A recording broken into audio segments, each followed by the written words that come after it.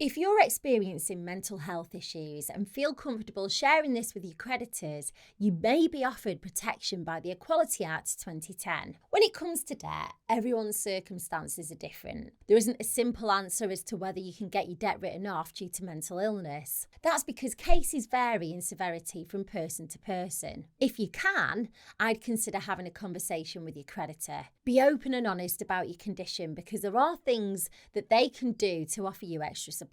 You can put agreements in place about times you're contacted. They could put collection on hold for a set period of time, and you could specify how you want to be contacted. And they might agree not to pass your debt to a debt collector. If they ask you for any form of evidence, you may be able to provide them with a copy of a prescription or a copy of a healthcare appointment. If you don't have either of those, you could fill in a debt and mental health evidence form, which I'll leave for you below the video. If your circumstances are unlikely to get better and you have no money to pay the debt, you could approach your creditors about a debt write-off. You can do this over the phone, but normally they prefer it in writing. In your letter, you could make reference to the Good Practice Awareness Guidelines for helping consumers with mental health conditions and debt produced by Money Advice Liaison Group, that's MALG. This doesn't force the creditors into writing the debt off, but it's a gentle nudge. The guidelines state that when mental health conditions are long-term,